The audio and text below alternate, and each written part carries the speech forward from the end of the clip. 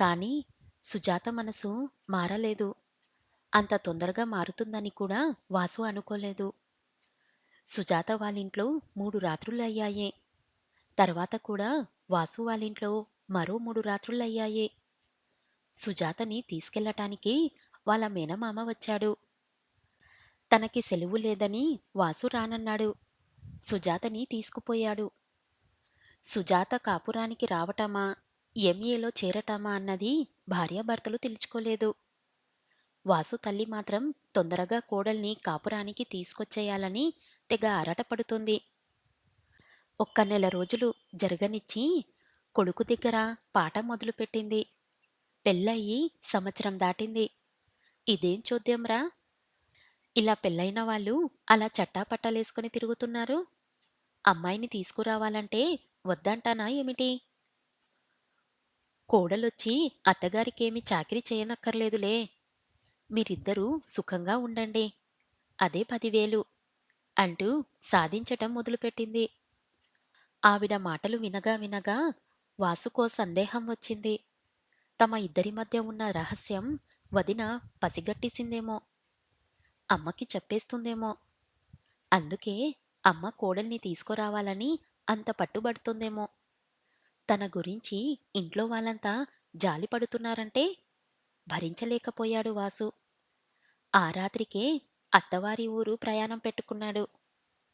సుజాత ఎంఏలో చేరింది. వాసు కూడా ఒప్పుకున్నాడు. సంసారం లేక, చదువు లేక సోమరిగా ఉంటానంటే వాసుకి నచ్చలేదు. సుజాతని కాపురానికి తీసుకెళ్ళపోవటానికి చక్కటి కారణం కూడా కనిపిస్తుంది లోకానికి. వాసు 4, 5 సార్లు వెళ్ళాడు అత్తవారింటికి. ఎప్పుడు వెళ్ళినా సుజాత, వాసు సినిమాలకి వెళ్తారు. గంటల తరబడి బీచ్‌లో కూర్చుంటారు. ఎక్కడికి వెళ్ళాలన్నా వెళ్ళి వస్తారు.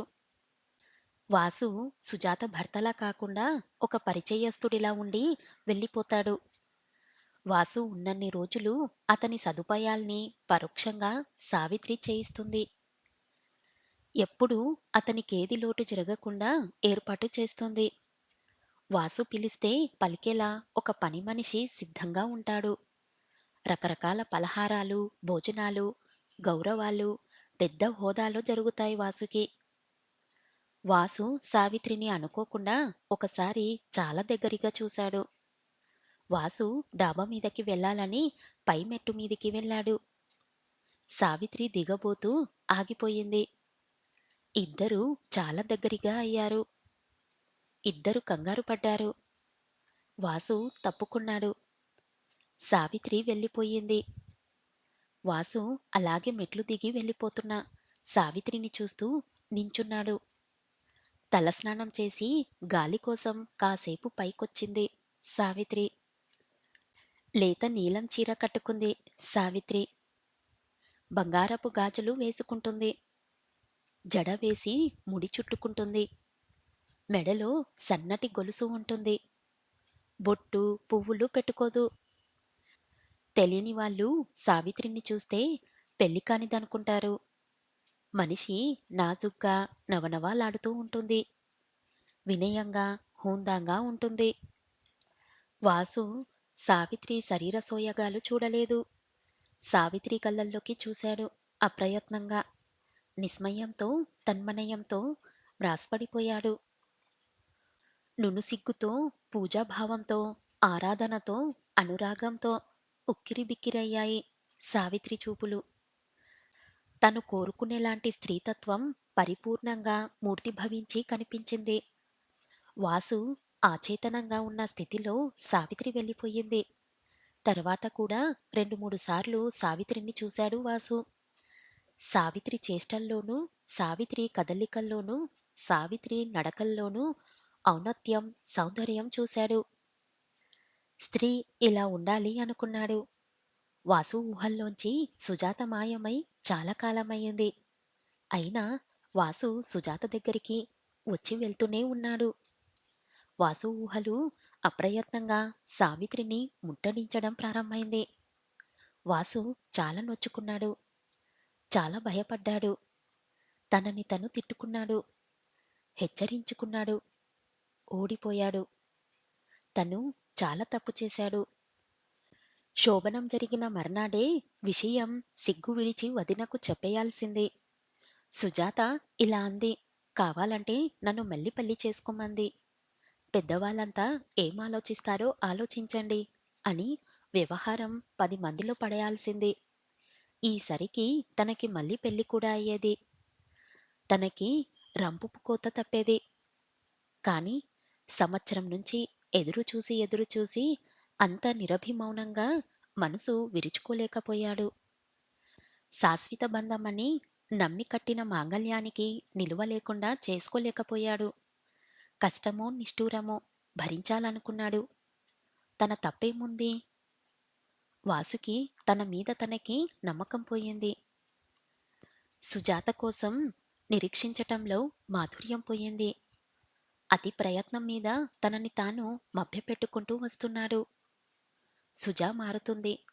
తప్పకుండా మారుతుంది.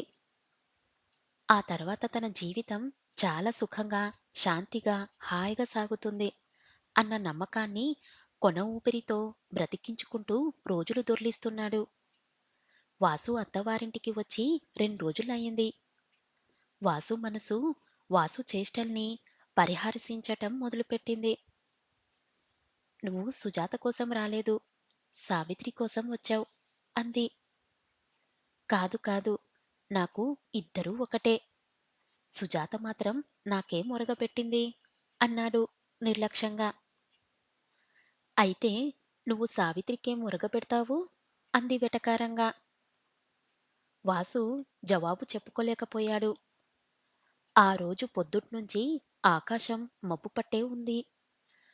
పగలంతా వాసు, సుజాత కాసేపు పేకతోటి, కాసేపు క్యారమ్స్ తోటి గడిపారు.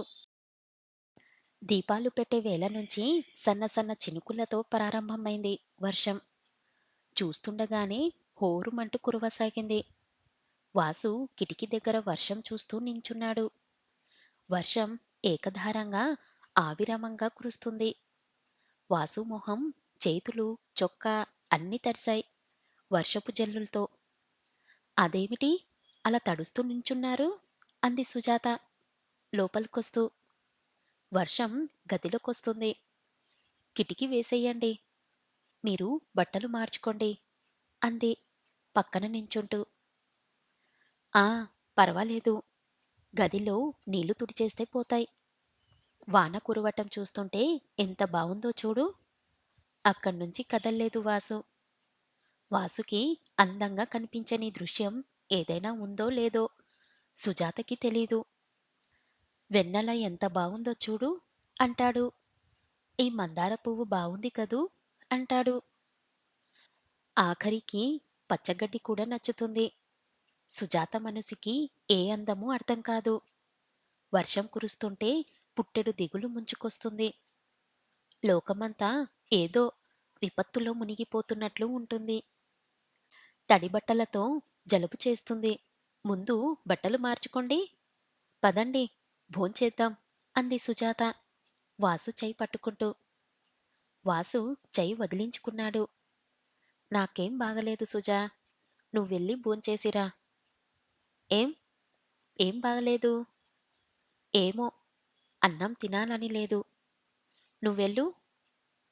నిజంగా నాకు ఆకలి కూడా లేదు. పోనీ కొంచెం పాలు తాగండి పంపిస్తాను. నా మాట విను. ఇవాల్టికేమీ వద్దు. నువ్వెళ్ళి భోంచేసిరా. సుజాత కాసేపు కూర్చొని వెళ్ళిపోయింది. కొంతసేపటికి పనికుర్రాడు వెండి గ్లాసు నిండా పాలు తీసుకువచ్చాడు. అక్కర్లేదని చెప్పానే, తీసుకెళ్ళు అన్నాడు వాసు చిరాగ్గా. పెద్దమ్మాయి గారు పంపించారండి. తప్పకుండా తీసుకోమని చెప్పమన్నారండి. వాసు ఆశ్చర్యం వెల్లడించకుండా బల్లమీద పెట్టు అన్నాడు. పనికుర్రాడు వెళ్ళిపోయాడు. వాసు లేచి గ్లాస్ తీసుకున్నాడు.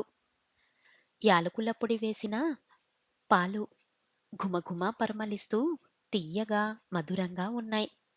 సావిత్రి ఈ పాల నిండా తన అనురాగం రంగరించి పంపించిందేమో. ఎందుకింత దయ తనంటే? వర్షం తగ్గినట్టే తగ్గి మళ్ళీ కురవటం ప్రారంభించింది. వాసు కుర్చీ వేసుకొని కిటికీ దగ్గర కూర్చున్నాడు. సుజాత లోపలికి వచ్చింది. రేడియో ట్యూన్ చేసి ఏదో పుస్తకం తీసుకుంది. పాట సగంలోంచి వస్తుంది. శృతులేని నా మదికి చతుర గీతలేలా గతిరాని పాదలా గతుల నృత్యంబటే పాడకే నా రాణి పాడకే పాట పాట మాధుర్యాల ప్రాణల మరిగేనే పాడకే. వాసు కుర్చీలో వెనక్కి వాలి పాట వింటూ కళ్ళు మూసుకున్నాడు. విషాదం గుండెల్ని బరువెక్కించింది. అర్థం కాని దుఃఖంతో వాసు ప్రాణాలు తల్లడిల్లాయి. శరీరం కంపించసాగింది. పాట వెనుక పాట వస్తుంది. వాసు స్వప్నావస్థల్లో నీలమైపోయాడు. సుజాత క్లాసు పుస్తకం చదువుకుంటూ కూర్చుంది. ఇద్దరి మధ్య గంటలకు గంటలే నిశ్శబ్దంగా దొర్లిపోయాయి. సుజాతకి హఠాత్తుగా జ్ఞాపకమొచ్చి టైం చూసింది. 11 పైన. ఇల్లంతా నిశ్శబ్దంగా ఉంది. లేచి లైట్ ఆర్పి డిమ్‌గా వెలిగే లైట్ వేసింది. వాసు దగ్గరికి వెళ్ళి, "చాలా రాత్రయింది. మీరు పడుకోండి" అంది. వాసు తలెత్తి సుజాతని చూశాడు. ఎప్పుడూ లేనంత మత్తుగా చూశాడు. సుజాత చెయ్యి అందుకొని దగ్గరికి లాక్కున్నాడు. "సుజా, ఈ రాత్రి ఎంత బావుంది." సుజాత తెల్లబోయింది. వాసు ఎప్పుడూ అలా చెయ్యలేదు. అలా చూడలేదు కూడా. తమాయించుకుంటూ అంది. "లేవండి. తడి బట్టలతో ఇంతసేపు ఉంటే జబ్బు చెయ్యదా?" "చెయ్యని. అంతకన్నా అదృష్టమేముంది?" వాసు లేచి నించున్నాడు. "సుజా, ఆ వర్షం చూడు. ఆకాశం కన్నా ఘోరంగా ఏడుస్తుంది నా హృదయం. చెప్పు. నేనిక భరించలేను." వెర్రివాడిలా చూశాడు. సుజాత గంభీరంగా నించుంది. "మీరు చెప్పండి. ఇలా ఎల్లకాలం మనం స్నేహితులా ఉండలేమా?" "స్నేహితుల్లా?"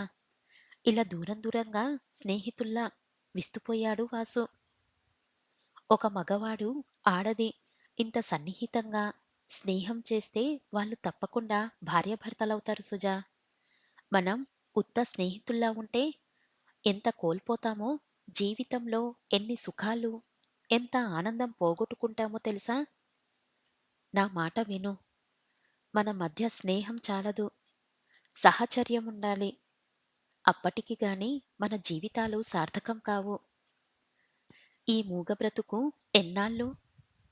సుజా, నా మాట వినవా? ఇదే మనకు శోభనం రాత్రి. ఇలాంటి రాత్రులెన్ని వ్యర్థం చేసుకున్నాం. వాసు శరీరం ఆపద్మస్తకం దహించుకుపోసాగింది. సుజని గాఢంగా హత్తుకొని చేతులతో బంధించి వేశాడు. ఛీ! ఏమిటిది? మీరు చాలా మంచివారనుకున్నాను. ఏమిటి బలవంతం? ఏడ్పు మొహంతో పట్టు వదిలించుకోవాలని పెనుగులాడింది సుజాత. అవును, నేను మంచివాణ్ణి కాదు. నువ్వేమైనా అనుకో, పర్వాలేదు. పశువుననుకో, రాక్షసుననుకో. వాసు చేతులు ఇంకా బలంగా పెనవేసుకున్నాయి. సుజాత చెంపలకై గాడుపులాంటి నిట్టూర్పు తగిలింది. సుజాత శరీరం జలతరించింది. వాసు తనువు పులకరిస్తుంది. సుజాత మనసు కుంచించుకుపోయింది. వాసు హృదయం నర్తిస్తుంది. అబ్బా! బాధతో విలవిలలాడుతూ పట్టు వదిలేశాడు. వాసు, సుజాత వాసు చేతిమీద మునిపళ్ళు దిగేలా కొరికేసింది. బుటబుటా రక్తం చుక్కలు నేలమీద పడ్డాయి. వాసు రెండో చేతితో గాయాన్ని అదిమి పట్టుకొని తూలుతూ తూలుతూ గది బయటికి వెళ్ళిపోయాడు. సుజాత కుప్పలా కూలిపోయింది. మొహానికి 2 చేతులు కప్పుకొని వెక్కి వెక్కి ఏడవటం మొదలుపెట్టింది. వాసు వరండాలోకి వెళ్ళబోతే తన గది ముందు చదువుకుంటున్న సావిత్రి దిగ్గున లేచింది. సావిత్రి గదిలో లైటు వెలుగుతుంది. వెలుగు వరండాల్లోకి పడుతుంది. సావిత్రి వాసుని చూసి చాలా కంగారు పడింది. ఏమిటి? మీకేమైనా కావాలా? సుజా సుజా ఇచ్చిన బహుమానం చూడండి. వాసు సావిత్రి మీదికి చేయి చాపాడు. రక్తంతో తడిసి మోచేతి దగ్గర్నుంచి అరచేతి వరకు భయంకరంగా కనిపించింది. అయ్యయ్యో! ఏమిటిది? ఏమైంది?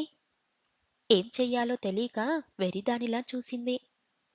కొంచెం నీళ్లు ఉంటే ఇవ్వండి అన్నాడు వాసు. సావిత్రి గదిలోకి పరిగెత్తి కూజా తెచ్చింది. వరండా చివర వాసు చేతుల మీద నీళ్లు పోసింది. కూజా కింద పెట్టి మళ్ళా గదిలోకి పరిగెత్తింది. మెత్తని గుడ్డ తీసుకొచ్చింది. వెడల్పుగా మడత పెట్టి ఒత్తుగా కట్టింది. చాలా బాధగా ఉందా? బాధగానే ఉంది. సావిత్రి మనసంతా వాసు పట్ల జాలితో, సానుభూతితో, అనురాగంతో పొంగిపొర్లుతుంది. ఆ భావాలు ఇప్పటికిప్పుడు ఏర్పడినవి కావు. వాసు సావిత్రి మొహంలోకి చూస్తూ అడిగాడు. మీ చెల్లెలి గురించి మీకేమి తెలీదా? సావిత్రి దోషిలా అంది. తెలుసు. మాకందరికీ తెలుసు. కాసేపు మౌనంగా ఊరుకుంది. తర్వాత అభిమానంగా చెప్పింది. మా వాళ్ళు మొదట్లోనే చాలా పొరపాటు చేశారు. అది పెళ్లి వద్దని ఏడ్చింది. 4 చివాట్లేసేసరికి ఊరుకుంది. పెళ్ళైతే అదే మారుతుందనుకున్నారు. తీరా శోభనం నాడు ససేమిరా గదిలోకి వెళ్ళనని ఏడుస్తూ కూర్చుంది. ఏం చెయ్యాలో తోచక బయటుందని వంకపెట్టారు. నెల లోపల శోభనం అనుకుంటే కూడా అది ఒప్పుకోలేదు. జ్వరం వస్తుందని ఉత్తరం రాశారు. తర్వాత మీకు తెలుసు. మీరు రాసిన ఉత్తరాలు చదవటం కూడా దానికి ఇష్టముండేది కాదు. అది మొదట్నుంచి ఏమిటో అలా ఉండేది. మా తాతగారు పుడుచుతనంలోనే సన్యాసిలో కలిసిపోయారట. ఆ తత్వం దీనికి వచ్చిందేమోనని మా వాళ్ళంతా బెంగపడుతున్నారు. తొందరపడి పెళ్లి చేశామని ఇప్పుడు చాలా పశ్చాత్తాపపడుతున్నారు. కానీ మీరు దాన్ని నెమ్మదిగా మార్చుకుంటారని ఆగిపోయింది. సావిత్రి మాటల్ని విన్నాడు వాసు. మారటం, ఇష్టం లేని వాళ్ళని మార్చటం ఎవరి వశం? ఇక నేను చెయ్యగలిగిందేమీ లేదు. అలా అనకండి. మీ బాధ నాకు తెలుసు. దేవుడు కూడా మీకన్నా మంచిగా ఉండడు. దాని అదృష్టం కొద్దీ మీరు దొరికారు. అది చిన్నపిల్ల. మీరే కాదంటే ఏమవుతుంది? ఏమీ అవ్వదు. నిక్షేపంలా ఉంటుంది. మీరలా అంటే నేనేం చెప్పను? ఏమి చెప్పొద్దు. వాసు సావిత్రి మొహంలోకి గుచ్చి గుచ్చి చూశాడు. మిమ్మల్ని నేనో మాట అడగనా? అడగండి. మీకు నేనంటే ఇష్టమేనా? తడబడింది సావిత్రి. అదేమిటి? మీరంటే నాకెందుకు ఇష్టముండదు? అది కాదు.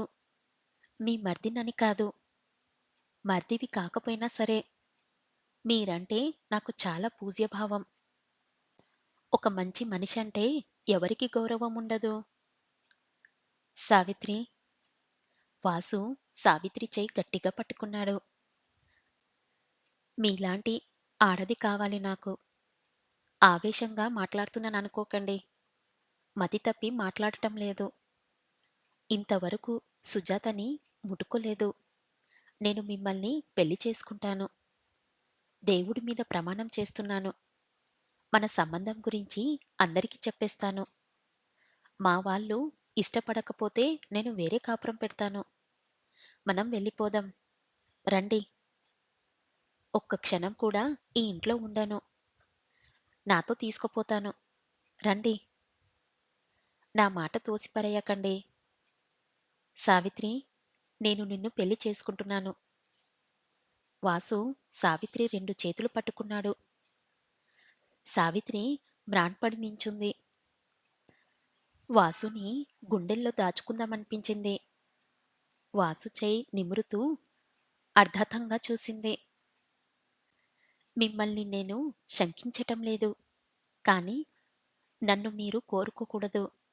నాలాంటి ఆడపిల్లలు మీకు దొరక్కపోరు. పెళ్లి చేసుకోవాలంటే మీరు పెళ్లి కాని పిల్లనే చేసుకోండి. జీవితం నూరేళ్ల పంట. అందులో ఎలాంటి అప్రశృతులు ఉండకూడదు. కానీ నా మాట వినరా? సుజని మీరు క్షమించలేరా? ఇంతేనా మీరు చెప్పేది? దీనంగా అన్నాడు వాసు. సావిత్రి కళ్ళల్లోంచి 2 కన్నీటి బొట్లు వాసు చేతుల మీద పడ్డాయి. నేను నా భర్తనెంత ప్రేమించానో తెలిస్తే మీరు నన్నిలా అడగరు. ఆయన స్మృతి నాకు 10 జన్మలకు చాలు. వాసు సావిత్రి చేతులు వదిలేశాడు. క్షమించండి. నేను మీ మనసు తెలుసుకోలేదు. నన్ను అపార్థం చేసుకోవద్దు. కానీ మీరు వద్దు. నాకేమి చెప్పకండి. సావిత్రి! ఇంట్లో నుంచి తల్లి పిలిచిన పిలుపు కర్కశంగా వినిపించింది. సావిత్రి తడబడుతూ వెళ్ళిపోయింది. సావిత్రిని తల్లి చివాట్లు పెట్టడం వింటూ నించున్నాడు వాసు. ఇదేం పోయే కాలమే నీకు? అది మొగాడితో కాపురం చెయ్యటం లేదురా భగవంతుడా అని ఏడుస్తుంటే నీకిదేం బుద్ధి? అతనితో గుసగుసలేమిటి? ఇద్దరికిద్దరే. ఇంటా వంట లేని దరిద్రులు బయలుదేరారు. పరువు బజార్కెక్కిస్తున్నారు. తలెత్తుకోవటానికి నాకిక దారి లేదు తల్లీ. ఏ నుయ్యో గుయ్యో చూసుకోవాలి నేను. సావిత్రి వెక్కి వెక్కి ఏడుస్తుంది. మధ్య మధ్య నెమ్మదిగా నచ్చచెప్పాలని ప్రయత్నిస్తుంది. అమ్మా! నేనేం మాట్లాడలేదమ్మా. ఆయనకి దెబ్బ తగిలిందని నీళ్ళడిగితే ఇచ్చాను. నాకు మాత్రం తెలీదా? అన్యాయంగా నన్నెందుకంటున్నావు?